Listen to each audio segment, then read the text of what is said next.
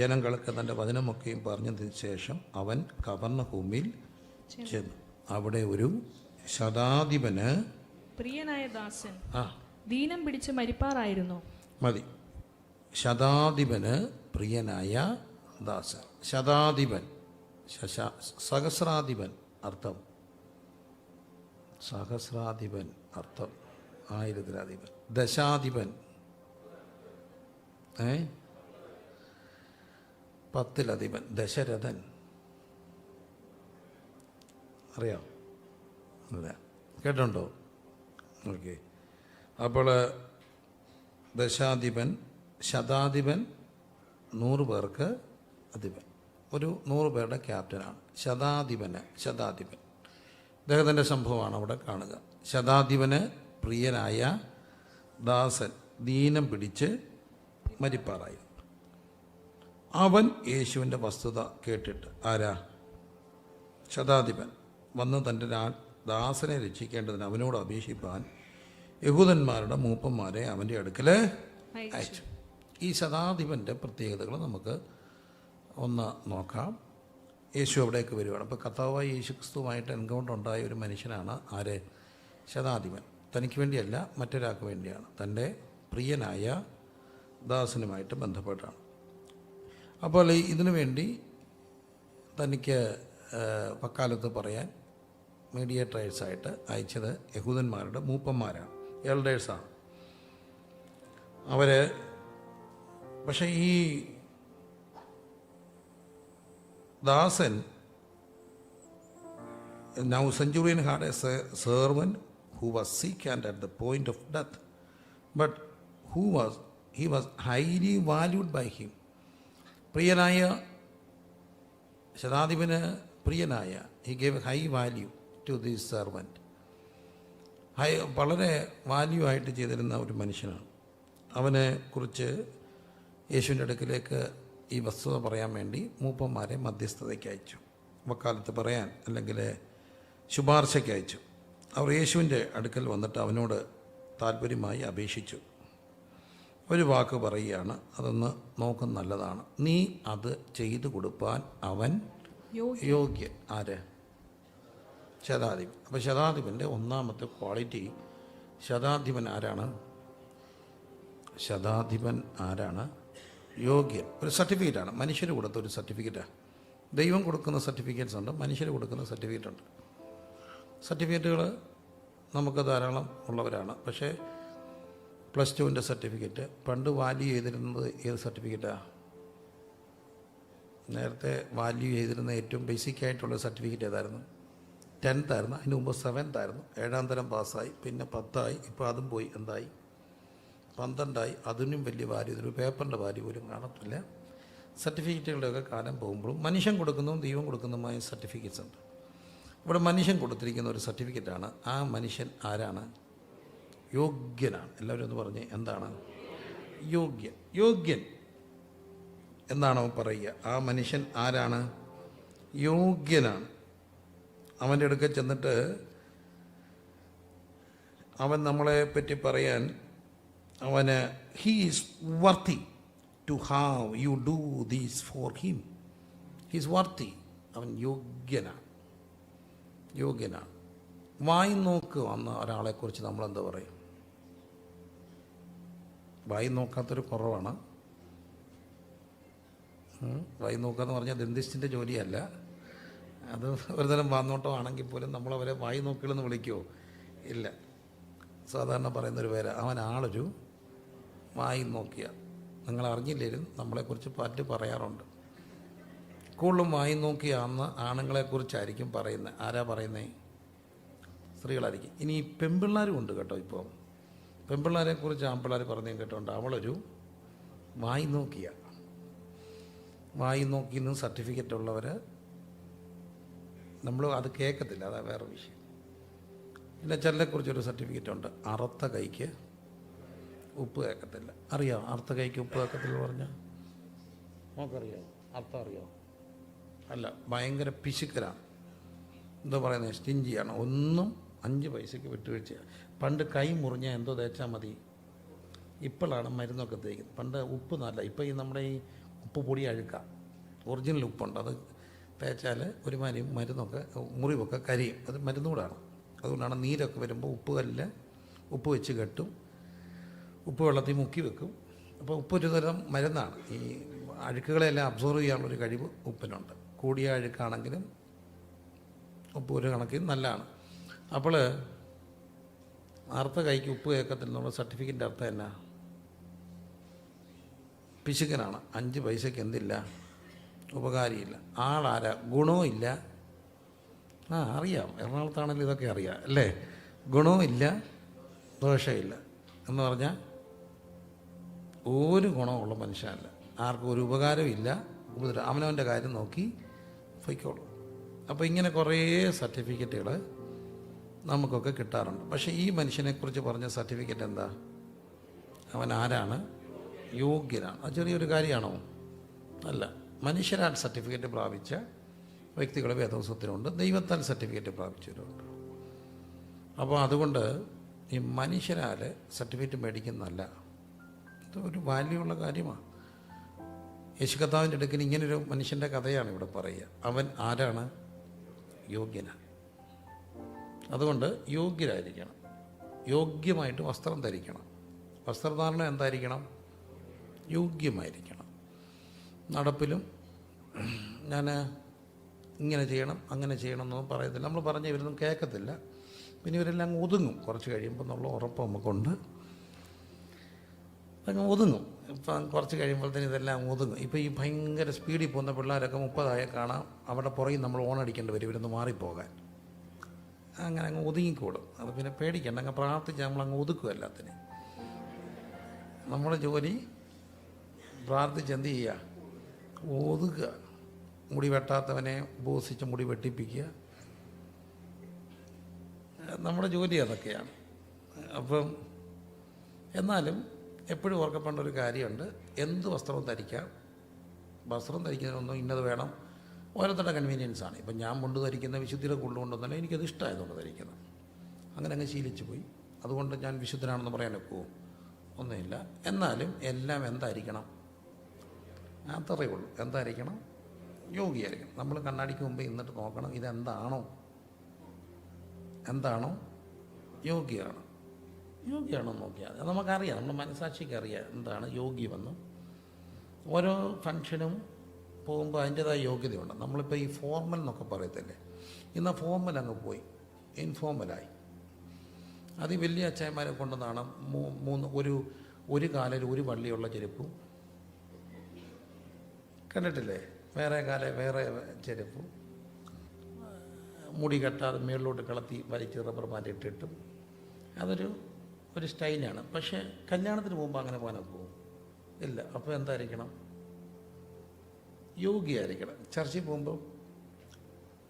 പോകുമ്പോൾ എന്തായിരിക്കണം? യോഗ്യമായിരിക്കണം അല്ലേ? എൻ്റെ ഒരു സുഹൃത്ത് വലിയൊരു കമ്പനിയുടെ GM അല്ല, അതിൻ്റെ ഒരു മെയിൻ പോസ്റ്റ് ഇരുന്ന ആളാണ്. അപ്പം സായിപ്പായിരുന്നു അതിൻ്റെ അവരപ്പോൾ അദ്ദേഹം വിദേശത്തുനിന്ന് ഈ കമ്പനി വന്നിട്ട് പുള്ളിയുടെ പെർഫോമൻസ് എല്ലാം ഇഷ്ടപ്പെട്ടു. തിരിച്ചു പോയപ്പം തിരിച്ച് വിളിപ്പിച്ചിട്ട് പറഞ്ഞു, പുള്ളി മുടി ചീകത്തില്ല, ഇങ്ങനെ വലിച്ച് ഇടത്തേ ഉള്ളൂ. എന്നിട്ട് പറഞ്ഞു, ഇത് സിനിമാശാലയല്ല, നാളെ തൊട്ട് വൃത്തിയായിട്ട് ജെല്ല് പുരട്ടി ചീകി വെച്ചിട്ട് ഈ ഓഫീസിൽ വരാം. ഇതിന്ന കമ്പനിയുടെ ഓഫീസാണ്, നീ ഇരിക്കുന്ന ചെയറിനൊരു മാന്യതയുണ്ട്, അതുകൊണ്ട് ആ ചെയറിൻ്റെ മാന്യത എന്ത് ചെയ്യണം? നോക്കണം. ശരിക്കും സിമ്പിളായിട്ടുള്ളൊരു കാര്യങ്ങളാണ്. എന്നാലും എല്ലാം എന്തായിരിക്കണം? യോഗ്യമായിരിക്കണം. എല്ലാവരും ഒന്ന് പറഞ്ഞ് എന്തായിരിക്കണം? യോഗ്യ. ഞാൻ ഇന്നത് ഇടണമെന്ന് പറഞ്ഞോ? ഇല്ല. ഇന്നത് ഇടരുന്ന് പറഞ്ഞോ? ഇല്ല. ഇങ്ങനെ വെട്ടണമെന്ന് പറഞ്ഞോ? ഇല്ല. പണ്ട് മിലിറ്ററി കട്ട് വിശുദ്ധിയുടെ ഭാഗമായിരുന്നു. പറഞ്ഞാൽ ഇവിടെ എല്ലാം ചിരച്ച് വെച്ച് വരുന്ന ഒരു വിശുദ്ധരായിരുന്നു, കണ്ടോ? ഇപ്പോൾ അതെന്താ ഫാഷനായി. അപ്പോൾ ഒരിക്കലത്തെ ഫാഷൻ ഒരു സമയത്ത് എന്താകും? വിശുദ്ധിയാകും. ഒരിടത്തുള്ള വിശുദ്ധി പിന്നെന്താകും? ഫാഷനാണ്. ഇതെല്ലാം മാറി മാറി വരും. ഫാഷൻ എപ്പോഴും ഇങ്ങനെ ഒരു റൊട്ടേഷനാണ്. പണ്ടത്തെ കാറുകളെ പോലെ വീണ്ടും പഴയ കാറുകൾ ഫാഷനാകുന്നു. ഓരോ സമയത്ത് ഓരോന്ന് എന്താകും? ഇടയ്ക്ക് ടൈറ്റ് പാൻറ്റ് ഫാഷനായി, ഇപ്പം എന്തായി? ലൂസ് പാൻറ്റ് ഫാഷനായി. പണ്ടെന്തായിരുന്നു? ലൂസായിരുന്നു. അപ്പോൾ ഓരോ സമയത്തും ഓരോന്ന് വരും. അത് തന്നെ എന്ത് ചെയ്തും വരും, തിരിച്ചും വരും അല്ലേ? നോക്കിക്കോ, അധികം താമസിയാതെ ഫംഗ്ഷനൊക്കെ ചട്ടയും മുട്ട് കൊടുത്ത ചേച്ചിമാർ വരും. നിങ്ങൾ ഉറപ്പായിട്ടും നോക്കിക്കോ, വലിയ മെയിൻ ഫംഗ്ഷനൊക്കെ നല്ല വെള്ള ചട്ടയും മുണ്ടൊക്കെ കൊടുത്ത ചേച്ചിമാർ കൊന്തയൊക്കെ ഇട്ട് ഈ കുടുക്കൊക്കെ ഇട്ട് വരുമ്പോൾ അന്ന് അതെന്തായിരിക്കും? ഫാഷനായിരിക്കും. അപ്പം എന്ത് വേണമെങ്കിലും ചെയ്യാം. പക്ഷേ ഒറ്റ കാര്യം, മനസാക്ഷിയോട് ചോദിക്കുക, എന്താണോ യോഗ്യമാണ്. എങ്ങനെ വേണമെങ്കിലും സംസാരിക്കാം, പക്ഷേ എന്തായിരിക്കണം? യോഗ്യമായിരിക്കണം. ഈ അൺപാർലമെൻ്ററി വേർഡ്സ് എന്നൊക്കെ പറയത്തില്ലേ, പാർലമെൻ്ററി ഉണ്ട്, അൺപാർലമെൻ്ററി വേർഡ്സ് ഉണ്ട്. എപ്പോഴും നമ്മൾ സംസാരിക്കുമ്പോൾ എന്ത് സംസാരിക്കണം? യോഗ്യമായിട്ട് സംസാരിക്കണം. യോഗ്യമായിട്ട് സംസാരിക്കണം. ഇപ്പോഴത്തെ ഈ പിള്ളേരുടെ എല്ലാം വായുടെ അറ്റത്തൊരു ഇഷ്ടപ്പെട്ടാലും സന്തോഷം വന്നാലും ദുഃഖം വന്നാലും ഒരു ചീത്ത വരും. മനസ്സിലായില്ലേ? ചീത്ത വരും. അങ്ങനെ ഒരു ചീത്ത പറഞ്ഞു ഒരു പയ്യൻ, എപ്പോഴാണെന്നറിയാം, അവൻ കല്യാണം കഴിഞ്ഞു. കേൾക്കണേ, കെട്ടാറാകുന്ന പിള്ളേരെല്ലാം കേൾക്കണം. അവൻ കല്യാണം കഴിഞ്ഞ്, പ്രത്യേകിച്ച് ആൺപിള്ളേർ കേൾക്കണം. കല്യാണം കഴിഞ്ഞപ്പോൾ ഇവൻ ഭയങ്കര ഡിസിപ്ലിനാണ്, നല്ല എല്ലാം അടുക്കി പറക്കി വെക്കുന്നവനാണ്. അവൻ്റെ പെണ്ണ് കെട്ടി വന്നപ്പോൾ അവളെ ഈ ഗൗണെല്ലാം കൂടെ ഇട്ടിട്ട് പിന്നെ മാറത്തില്ലേ, അടുത്ത ഫോട്ടോഷൂട്ടിന് വേണ്ടി എല്ലാം മാറി ഇവൻ അവൻ്റെ മുറിയിലോട്ട് ചെന്നപ്പോൾ ഇവൾ ഗൗണും എല്ലാം കൂടെ ഊരി അവൻ്റെ കട്ടിലേ ഇട്ടേക്കുക. എന്നിട്ട് ഇവൾ അടുത്ത് ഇട്ടുകൊണ്ട് ഫോട്ടോയ്ക്ക് പോയി ചാടി ഇറങ്ങി വന്നു. അപ്പം ഇവളിങ്ങനെ കട്ടിലെ, ഇവൻ നോക്കിയപ്പം കട്ടിലെ മുഴുവൻ സാധനം, ഇവനാണെങ്കിൽ കട്ടിലെ ഒന്നും ഇടത്തില്ല. അവളാണെങ്കിൽ കട്ടിലെ ബെഡ്ഷീറ്റ് മടക്കാത്ത പാർട്ടിയാണ്. ഇവൻ്റെ അപ്പം മിലിറ്ററിക്കാനായതുകൊണ്ട് മടക്കി വെക്കുന്ന പാർട്ടിയാണ്. അപ്പോൾ ഇത് കണ്ടപ്പോൾ ഇവൻ, നിങ്ങളെല്ലാം പറയുന്ന, നിങ്ങൾ പറയുന്നത് ഞാൻ പറയത്തില്ല, എന്നാലും സാധാരണ പിള്ളേർ പറയുന്ന എസ് കൂട്ടിയ ഒരു ചീത്തയില്ലേ, ടക്കെന്ന് അവൻ്റെ വായിൽ നിന്ന് വന്നു. പെണ്ണ് കേട്ടു. അവൾ വണ്ടിയിൽ കയറി ഒരു ടാക്സി പിടിച്ച് അവിടെ വീട്ടിൽ പോയി. അന്ന് തന്നെ ഡിവോഴ്സായി. സെയിം ഡേയിൽ സെയിം ഈവനിങ്ങിൽ ഡിവോഴ്സായി. അതുകൊണ്ട് ചീത്ത പറയുന്ന കൊള്ളാം, പെൺപിള്ളേർ കേൾക്കരുത്. പണ്ടത്തെ പിള്ളേരെ കേട്ടുകൊണ്ടിരിക്കുകയായിരുന്നു. ഇപ്പോഴത്തെ പിള്ളേർ എന്തോ ചെയ്യും? ഇട്ടു. എന്താ പറഞ്ഞാലും എന്തായിരിക്കണം? യോഗ്യമായിരിക്കണം. ഭാഷ യോഗ്യം, വസ്ത്രധാരണം യോഗ്യം, അപ്പിയറൻസ് യോഗ്യം. അപ്പം യോഗ്യമായത് എന്നാണ് പറയുക. അവൻ ആരാണ്?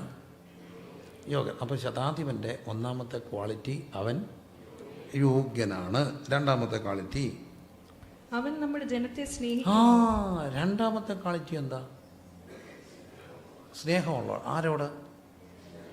തൻ്റെ ജനത്തോട് സ്നേഹമാണ് എന്ന് പറഞ്ഞാൽ, തൻ്റെ ജനം എന്ന് പറഞ്ഞാൽ എന്താ? അത് നമ്മുടെ വീട്ടുകാരെ സ്നേഹിക്കണം. നമ്മുടെ ജനമാണ് ഇമ്മീഡിയറ്റ് നമ്മുടെ ജനമെന്ന് പറയുന്ന ആരെയാണ്? നമ്മുടെ വീട്ടുകാർ, നമ്മുടെ അപ്പൻ, നമ്മുടെ അമ്മ, നമ്മുടെ സഹോദരങ്ങൾ. അവരോടെന്ത് വേണം? സ്നേഹം വേണം. അപ്പോൾ അമ്മയും വലിയ ആളൊന്നും അല്ലെങ്കിൽ അവരെ എന്ത് ചെയ്യണം? സ്നേഹിക്കണം. ആ കൂട്ടുകാരൻ്റെ അമ്മ എന്തുവാണെന്നറിയാമോ? ആ ചെറുക്കൻ്റെ പപ്പ എന്തുവാണെന്നറിയാമോ? അതിന് പകരം നമ്മുടെ ഒരു കോന്തൻ ഒന്നും പറയല്ലേ. അപ്പനെ അമ്മയെ എന്ത് ചെയ്യണം? സ്നേഹിക്കണം. ചിലരുണ്ട്, അവർ വലിയ കൂട്ടുകാരൊക്കെ ആയ ഇച്ചിരി പ്രായവ്യത്യാസമുള്ള ഇളയത്തങ്ങളെ കൂട്ടത്തില്ല, അവരെ അങ്ങ് ഒഴിവാക്കരുത്. അവർക്ക് ഭയങ്കര കോംപ്ലക്സ് ഉണ്ടാവും. പിന്നത്തേത് അനിയത്തിമാരെ അനിയന്മാരെ എന്ത് ചെയ്യരുത്? ഒഴിവാക്കരുത്. കൂട്ടുകാരെ കാണുമ്പോൾ പൊടിയോന്ന് പറയരുത്. ഇളയത്തങ്ങളെയൊക്കെ ഒഴിവാക്കരുത്. അവരെ എന്ത് ചെയ്യണം? സ്നേഹിക്കണം. അല്ലെങ്കിൽ അവർക്ക് ഭയങ്കര കോംപ്ലക്സ് ഉണ്ടാകും. വീട്ടുകാരെ എന്ത് ചെയ്യണം? സ്നേഹിക്കണം. കെട്ടി വന്ന വീട്ടുകാരെ എന്ത് ചെയ്യണം? സ്നേഹിക്കണം. കെട്ടിക്കൊണ്ട് വന്ന പെണ്ണിൻ്റെ വീട്ടുകാരെ എന്ത് ചെയ്യണം? സ്നേഹിക്കണം. അപ്പോൾ അടുത്തത് നമ്മുടെ ജനമെന്ന് പറയുന്നത് ക്രൈസ്തവരെ സംബന്ധിച്ചുള്ള എന്താ? അവരുടെ സഭയാണ്. ലവ് ഫീസ്റ്റിലെ സഭാംഗങ്ങളൊന്ന് കൈ ഉയർത്തിക്ക്. ഓക്കെ, താത്തിൻ്റെ അടുത്ത കാര്യം, ആരെ സ്നേഹിക്കണം? സഭയെ സ്നേഹിക്കണം. ദൈവദാസനെയും ഭാര്യയും കുഞ്ഞുങ്ങളെയും എന്ത് ചെയ്യണം? സ്നേഹിക്കണം. ഈ പാസ്റ്റർ എന്തൊരു പാസ്റ്റർ, ആ പാസ്റ്റർ നല്ല പാസ്റ്റർ എന്ന് ഒരിക്കലും ചിന്തിക്കരുത്. അവരെ വെറുക്കണ്ട. പക്ഷേ തൻ്റെ ജനത്തെ എന്ത് ചെയ്യണം? സ്നേഹിക്കണം. നമ്മുടെ ജനത്തെ നമ്മൾ എന്ത് ചെയ്യണം? സ്നേഹിക്കണം. സ്തോത്രം ചെയ്തേ. ഞാൻ നിങ്ങളുടെ കൂടെ സഭയെ വരട്ടേന്ന് ചോദിക്കുമ്പോൾ, എൻ്റെ പൊന്നെ, എനിക്ക് പറ്റിയ അബദ്ധം നിനക്ക് പറ്റില്ലെന്ന് പറയുന്ന വിശ്വാസികളെ ഞാൻ കണ്ടിട്ടുണ്ട്. എനിക്കോ പറ്റിപ്പോയി, നിനക്കോ പറ്റരുത്. ഞാനിപ്പോൾ മാറിയ എങ്ങനെയാണെന്നും വെച്ചുകൊണ്ടാണ് അവിടെ അങ്ങ് പോകുന്നേ എന്ന് പറയുന്ന വിശ്വാസികൾ എവിടെ ചെന്നാലും ശരിയാകത്തില്ല. നിൽക്കുന്നിടത്തെ പ്രസ്ഥാനത്തെ സമൂഹത്തെ എന്ത് ചെയ്യണം? സ്നേഹിക്കണം. എല്ലാവരും പറഞ്ഞേ, സ്നേഹിക്കണം. ആരെ? സഭയെ സ്നേഹിക്കണം. വേണ്ടേ? വേണം. സ്തോത്രം ചെയ്തേ. തൻ്റെ ജനത്തെ എന്ത് ചെയ്യണം? സ്നേഹിക്കണം. എല്ലാവരും കരം കൂട്ടിത്ത് ഒന്ന് പറഞ്ഞേ, ഒന്ന് യോഗ്യമായിട്ടൊക്കെ നടക്കണമെന്ന് പറ. ചുമ്മാ ഇപ്പം പറയാൻ പറ്റിയ അവസരമാണ്. അങ്ങനെ അയോഗ്യമായിട്ടൊക്കെ ഉമ്മ അങ്ങ് പറഞ്ഞോണം കേട്ടോ. യോഗ്യമായിട്ടൊക്കെ നടക്കണം. ആർക്കെങ്കിലും ഒരു കൊട്ടു കൊടുക്കണേ ഇപ്പം കൊടുത്തോ. വേണേ ഒന്ന് ഓടി കടന്ന് കൊടുത്താലും കുഴപ്പമില്ല. എടാ കൊച്ചനെ എങ്ങനെ നടക്കണം? യോഗ്യമായിട്ടൊക്കെ നടക്കണം. രണ്ട്, എന്തോ ചെയ്യണം? ജനത്തെ ചേട്ടൻ അനിയത്തിയെ മൈൻഡ് ചെയ്തില്ലെങ്കിൽ പറഞ്ഞേക്കണം. എടാ തൻ്റെ ജനത്തെ എന്ത് ചെയ്യണം? നീ കൂട്ടുകാരെ കാണുമ്പോൾ നമ്മളെ ഒരുമാതിരി ഒഴിവാക്കല്ലേ. കൂട്ടുകാരെല്ലാം അങ്ങ് പോവും. അവസാനം ആരേ കാണത്തുള്ളൂ? ഞാനേ കാണത്തുള്ളൂ. അതുകൊണ്ട് തൻ്റെ ജനത്തെ എന്ത് ചെയ്യണം? രണ്ട്, സഭയെ എന്ത് ചെയ്യണം? പറഞ്ഞേ, പറ പറ. ഈ കൂട്ടായ്മ വരികയാണെങ്കിൽ മര്യാദയ്ക്ക് ഞങ്ങളെ സ്നേഹിക്കണമെന്ന് പറ. അങ്ങനെയുള്ളവരെ കൂട്ടായ്മ വരിക. സഭയെ എന്ത് ചെയ്യണം?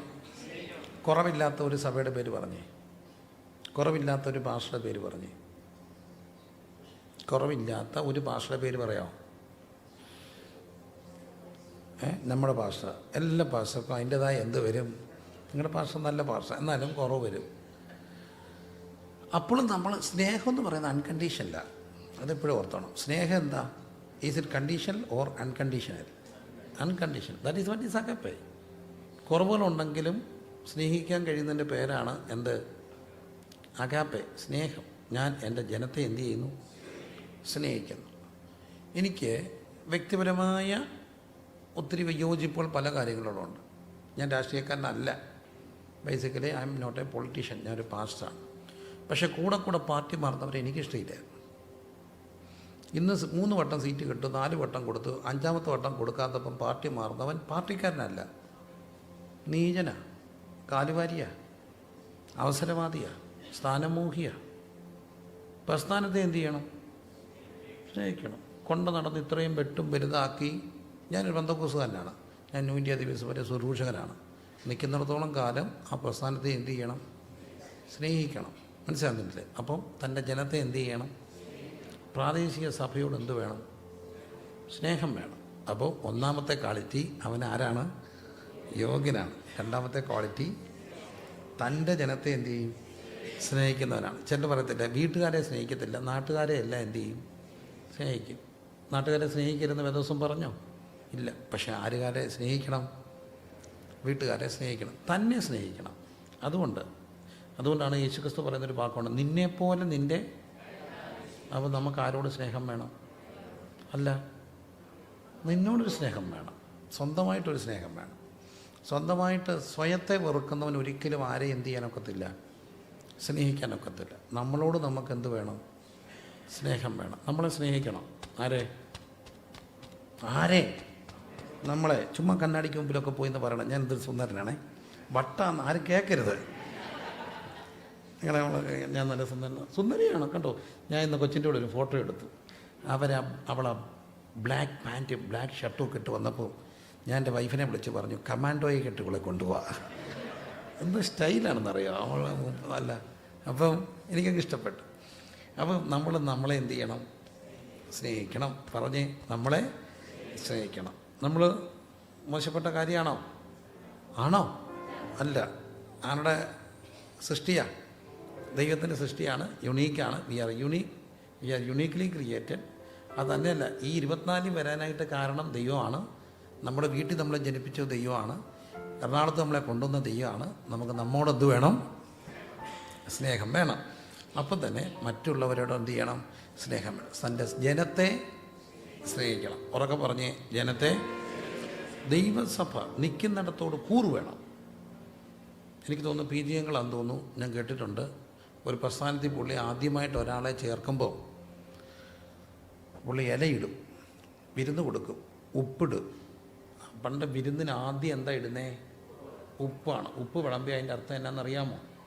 ഒടുവിൽ പഴവും പഞ്ചസാരയും ഉണ്ടെന്നുള്ളതിൻ്റെ തെളിവാണ് ഉപ്പ്. നമ്മുടെ നസ്രാണി വിരുന്നിന് 4 കോഴ്സായിരുന്നു.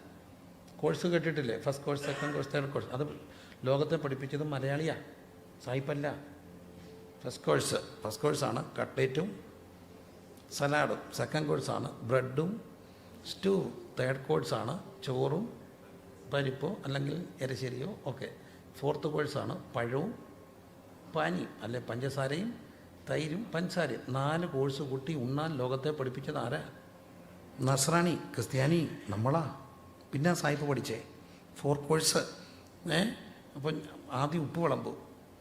അപ്പോൾ അച്ചായൻ വന്നിട്ട് അവരോട് പറയും, പുതുതായിട്ട് എടുക്കുന്നവരോട് ഉപ്പ് നക്കാൻ പറയും. ഉപ്പ് നക്കിച്ചിട്ട് പറയും, ഉപ്പ് നക്കിയെങ്കിൽ എന്നെ ചതിക്കില്ലെന്ന്. അങ്ങനെയുണ്ട്. നമ്മളൊരു ചൊല്ലുണ്ട്, ഉപ്പ് കൂട്ടി തിന്നവൻ എന്ത് ചെയ്യരുത്? ചതിക്കരുത്. അപ്പോൾ ഒരു കാര്യം സത്യം, ലവണം ഉടമ്പടിയാ.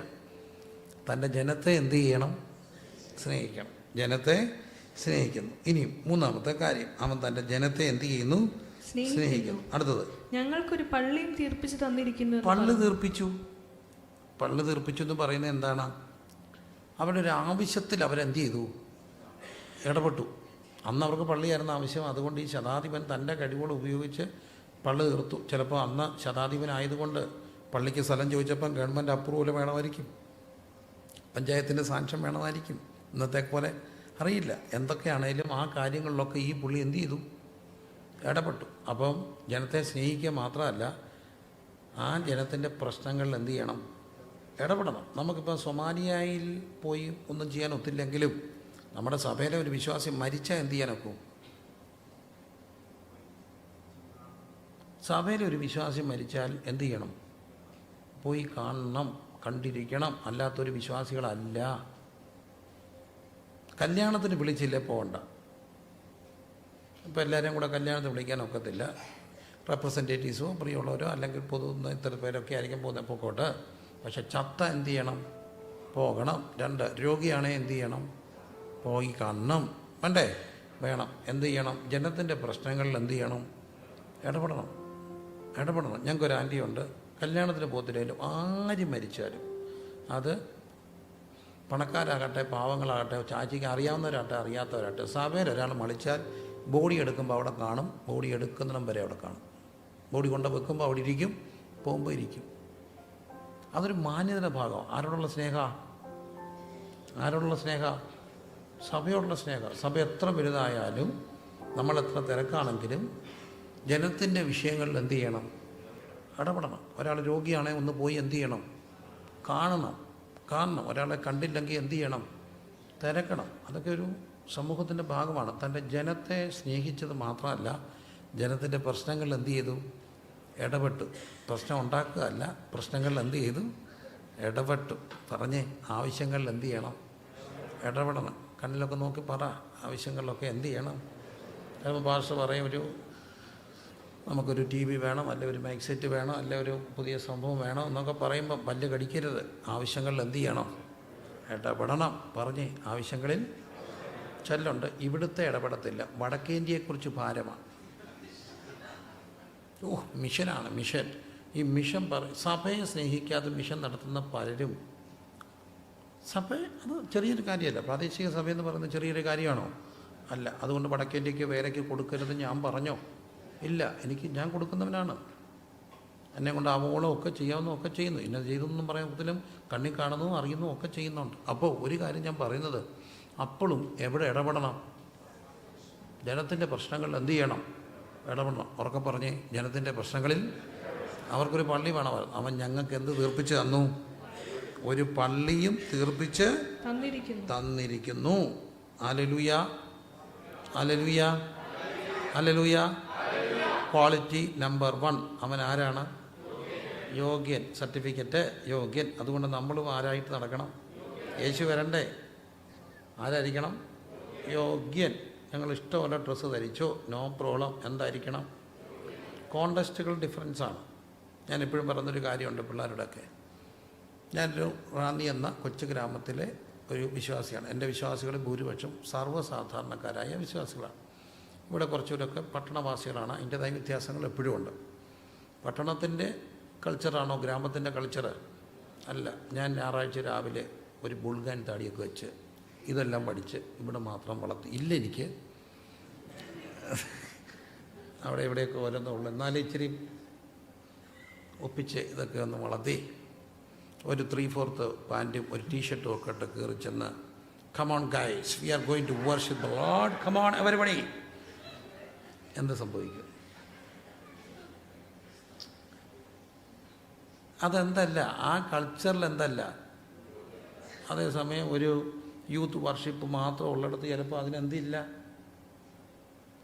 പിള്ളേർ മാത്രം വൈകിട്ടൊരു ഒരു പ്രാർത്ഥിക്കാൻ കൂടിയിരിക്കുമ്പോൾ ടൈയും സൂട്ടും ധരിച്ച് വരേണ്ട ആവശ്യമുണ്ടോ? അതും ഒരുതരം പ്രശ്നം. അപ്പം കോണ്ടസ്റ്റിൽ എല്ലാം എന്തായിരിക്കണം? യോഗ്യമായിരിക്കണം. ഉറക്കെ പറഞ്ഞ് എന്തായിരിക്കണം? യോഗ്യമായിരിക്കും. അപ്പം നമ്മളെപ്പോഴും യോഗ്യരായിരിക്കണം. ഭാഷയോഗ്യം, ദൈവം, അതിൻ്റെ എല്ലാം ക്വാളിറ്റി നമ്മളെ ഒരു ക്രൈസ്തവ സംസ്കാരത്തിലാണ്. ഈ വെസ്റ്റേൺ കൾച്ചറിലൊക്കെ അവർ തിങ്കൾ മുതൽ ഇപ്പോൾ അതെല്ലാം മാറുന്നത്. ഞാൻ കുറേ വർഷങ്ങൾ ട്രെൻഡുകൾ ഇപ്പോഴും ഉള്ളവരുണ്ട്. പ്രായമുള്ളവരുടെ ചർച്ചിലൊക്കെ അവർ ഞായറാഴ്ച വെൽ ഡ്രസ്ഡ് ആയിരിക്കും. അവർ സൺഡേയിൽ ഒരാഴ്ച ഒരുങ്ങാൻ നടന്നാലും എപ്പോൾ ഒരുങ്ങും? സൺഡേ. കാരണം അതിന് കൊടുക്കുന്ന പ്രാധാന്യമാണ്. അപ്പോൾ എപ്പോഴും ഓർക്കുക, നമ്മൾ ആരായിരിക്കണം? യോഗ്യമായിരിക്കണം. രണ്ടാമത്തെ കാര്യം, ജനത്തെ എന്ത് ചെയ്യണം? സ്നേഹിക്കണം. മൂന്നാമത്തെ ക്വാളിറ്റി, ജനത്തിൻ്റെ പ്രശ്നങ്ങൾ എന്ത് ചെയ്തു? ഇടപെട്ടു. സ്വതന്ത്രം ചെയ്യാമോ?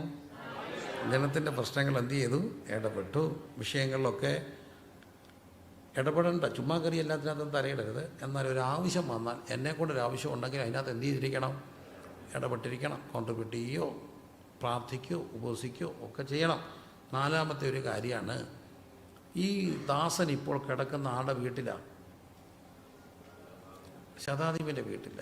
ദാസിനെ വീട്ടിയിട്ട് ശുശ്രൂഷിക്കേണ്ട കാര്യം ശതാധിപനുണ്ടോ? ഇല്ല. ഉണ്ടോ? ഇന്ന് പലർക്കും ആരുപോലും ഭാരമാണ്.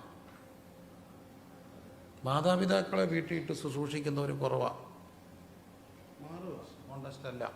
ഇപ്പോഴത്തെ പലതിനോട് പറഞ്ഞിട്ട് ഏറ്റവും ട്രെൻഡായിട്ടുള്ള കാര്യം ചെയ്യാൻ ഒക്കുന്നത്, കാശുണ്ടാക്കുകയും ചെയ്യാം, കാര്യങ്ങൾ നടക്കും, മിഷൻ എന്ന പേരാകും. എന്താണ്? ഓൾഡ് ഏജ് ഹോം നടത്തുക.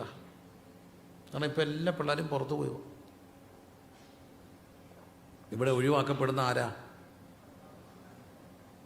മാതാപിതാക്കളാണ്. സ്വന്തം മാതാപിതാക്കളെ നമുക്ക് വീട്ടിൽ സംരക്ഷിക്കാൻ പാടാം. അപ്പം പിന്നെ മറ്റുള്ളവരുടെ കാര്യം പറയണം. പക്ഷേ ഈ ദാസ്, എനിക്ക് അത്ഭുതം തോന്നി. ഈ ശതാധിപൻ തൻ്റെ വീട്ടിലകത്ത്, എൻ്റെ പുരയ്ക്കകത്ത് വരാൻ യോഗ്യനല്ലെന്ന്. അപ്പോൾ ഈ ദാസനെ എവിടെ ശുശ്രൂഷിക്കുക? മരിക്കാറായി ദാസനെ ഇപ്പം കിടക്കുന്ന ആരുടെ വീട്ടിലാണ്? എന്തോ മനുഷ്യനായിട്ട്. അതുകൊണ്ടൊക്കെ അവരുടെ ചരിത്രമൊക്കെ വേദോസത്തിൽ വരുന്നത്. നമുക്കിപ്പം പലരും ഈ അപരൻ നമുക്കൊരു ഭാരമായിട്ടുള്ളിടത്താണ് നമ്മൾ മനുഷ്യൻ പോകുന്നത്. ഭാര്യ കിടപ്പിലായാൽ പോലും പ്രായമാകുമ്പോൾ അല്ല കിടപ്പിലായി പോയാൽ വേണേ ഉപവസിച്ച് കളയും. കർത്താവെ ഒത്തിരി കഷ്ടത്തിലാക്കാതെ അങ്ങ് എടുത്തോണേന്ന്. അതേസമയം തിരിച്ച് കുറച്ചുകൂടെ നോക്കും കേട്ടോ. ഞാൻ ആ കാര്യത്തിൽ സൗകര്യമാരെ എപ്പോഴും അപ്രീഷിയേറ്റ് ചെയ്യും. അവരെത്ര കഷ്ടപ്പെട്ടാന്നേലും ആരെ നോക്കുന്നുണ്ട്? ഭർത്താക്കന്മാർ നോക്കുമെന്ന് ചോദിച്ചാൽ നോക്കുന്നവരെ കണ്ടിട്ടുണ്ട്. ഇനി അവർ നോക്കാൻ തുടങ്ങിയാലും അവരുടെ അമ്മായിമ്മ പറയും മരുമോൾ ചത്തുപോട്ടെ, ഉപവസിക്കും. കിടക്കുമ്പോൾ ചാകുന്നതിന് മുമ്പ് മരുമോന് കല്യാണം ആലോചിച്ച അമ്മായിമ്മ എനിക്കറിയാം. ചത്തുപോയാൽ 1 വർഷത്തേക്കിന് നമുക്ക് നീട്ടിയിട്ടേക്കാം, വേറെ ആർക്കും കൊടുക്കരുത്. എവിടെങ്കിലും ഒരുത്തിന് കല്യാണം വരുമ്പോൾ എൻ്റെ മരുമോൾ ചാകായി കിടക്കുക, ഉടനെ പൊക്കോളും. പൊയ്യാൻ നമുക്ക് എന്ത് ചെയ്തേക്കാം? കെട്ടിയേക്കാം. പക്ഷേ ഇവിടെ പറയുന്നൊരു വാക്കുണ്ടോ? ഈ മനുഷ്യനെ എവിടെ ഇട്ട് ശുശ്രൂഷിച്ചു? ശതാധിപൻ്റെ വീട്ടിലിട്ട് ശുശ്രൂഷിച്ചു. ചെറിയ കാര്യമാണോ? എന്തൊരു മനുഷ്യനാ മനുഷ്യൻ! എന്തൊരു മനുഷ്യനാ മനുഷ്യൻ! വിലക്കാരനാ? ദാസനാ? സെർവൻ്റാ? കളഞ്ഞോ? ഇല്ല. കളഞ്ഞോ? ഇല്ല. വൈകല്യമുള്ള മക്കളെപ്പോലും ഹോമിലാക്കുന്നവരാ. പക്ഷേ ഞാൻ കണ്ടിട്ടുണ്ട് കേട്ടോ, വൈകല്യപ്പെട്ട ഒരു കുഞ്ഞ് മരിച്ചു, 30 വയസ്സുണ്ട്. അവൻ്റെ അപ്പൻ എഴുന്നേറ്റ് സാക്ഷ്യം പറയുക, ഞങ്ങൾ കൂലിവിലക്കാരാ. അന്നത്തെ പഞ്ചായത്ത് മെമ്പർ വന്ന് പറഞ്ഞു, നിങ്ങൾ കഷ്ടപ്പെടണ്ട, ഈ കുഞ്ഞിനെ ഇന്ന സ്ഥാപനത്തിലാക്കാൻ ഞാൻ ശുപാർശ ചെയ്യാം, നിങ്ങൾ ഫ്രീ ആയിട്ട്. ഞങ്ങൾ പറഞ്ഞു തൻ്റെ ശുപാർശ വേണ്ട, ഫ്രീ ആകണ്ട, ദൈവം തമ്പുരാൻ തന്നതാ, ഞാൻ കൂലിപ്പണി ചെയ്തോളാം. അവൾ നോക്കി, ആ കുഞ്ഞിനെ എടുത്തപ്പം അവിടെ കസിൻസിൻ്റെയൊക്കെ മയങ്ങിപ്പോന്നു. ഞാൻ പാവങ്ങളാ, വയ്യാത്ത ഓട്ടിസം വന്ന രൂപഭംഗി പോലും ഇല്ലാത്ത കുഞ്ഞിനെ എടുത്തപ്പോൾ കസിൻസ് സഹോദരങ്ങളൊക്കെ മയങ്ങി വീഴുന്നു, കൂടെ പുറപ്പെടുന്നു പറഞ്ഞുകൊണ്ട് കരയുന്നു. ഈ കൊച്ചു കൊച്ചു മനുഷ്യരിലുള്ള ഒത്തിരി മൂല്യങ്ങളുണ്ട്. അങ്ങനെ വയ്യാത്തൊരു കുഞ്ഞുണ്ടായാൽ പോലും ഹോമിലാക്കുന്ന നമ്മൾ ഇവരെ മനസ്സിലാക്കണം. വയ്യാത്ത മനുഷ്യനെ എവിടെയിട്ട് ശുശ്രൂഷിക്കുക? വീട്ടിലിട്ട്. മരിപ്പാറായിരിക്കുക. അവന് വേണ്ടി മരണക്കിടക്ക് ഒരുക്കിയ ഒരു മനുഷ്യൻ യജമാന. അയാളുടെ ചരിത്രം എവിടെ ഉണ്ട്? വേദപുസ്തകത്തിലുണ്ട്. നീ എനിക്കൊരു ഭാരമല്ലെന്നുള്ളതാണ് അതിൻ്റെ സന്ദേശം. നീ എനിക്ക് ആരല്ല, ഒരു ഭാരമല്ല. വയ്യാത്തൊരു മനുഷ്യൻ പറയുകയാണ്, നീ എനിക്ക് എന്തല്ല, ഭാരമല്ല. അപ്പനോ അമ്മയോ സഹോദരനോ ഭാര്യയോ ജീവിത പങ്കാളിയോ തളർന്നു പോയാൽ അവരൊരു പക്ഷേ അവരെ നോക്കുമ്പം അവർ കരഞ്ഞുകൊണ്ട് പറയും, എടി നിനക്ക് ഞാൻ ഒരു ഭാരമല്ലേ, ആർക്കും ഭാരമാകാതെ എന്നെ എടുത്തോണെന്ന് പ്രാർത്ഥിക്കാൻ ഇടയാകാത്തൊരു വീടാ. നീ എനിക്ക് എന്തല്ല, ഒരു ഭാരമല്ല. നീ എനിക്ക് എന്തല്ല, ഭാരമല്ല. സ്നേഹമുള്ളിടത്ത് ഈ ഭാരത്തിന് അതുകൊണ്ടാണ് കർത്താവ് പറയുന്നൊരു വാക്കുണ്ട്, എൻ്റെ ചുമട് മൃദുവ്, എൻ്റെ ചുമട് ലഘു, എൻ്റെ മുഖം മൃദുവാണ്. മുഖത്തിന് അതിൻ്റെതായ ഭാരം ഉണ്ടെങ്കിലും സ്നേഹം ഉണ്ടെങ്കിൽ ഇതെന്താകും? മൃദുവാണ്. അപ്പം ശതാധിപൻ്റെ വീട്ടിൽ ഇട്ടാണ് ഇന്ന് മനുഷ്യരെ ഭാരമായിട്ട് കാണുന്ന ലോകത്ത് ഈ വേലക്കാരൻ എനിക്ക് ഭാരമല്ലെന്ന് ചിന്തിച്ച ഒരു മഹാനായ മനുഷ്യൻ. ആ മനുഷ്യൻ്റെ പേരാണെന്ത്? ശതാധിപൻ.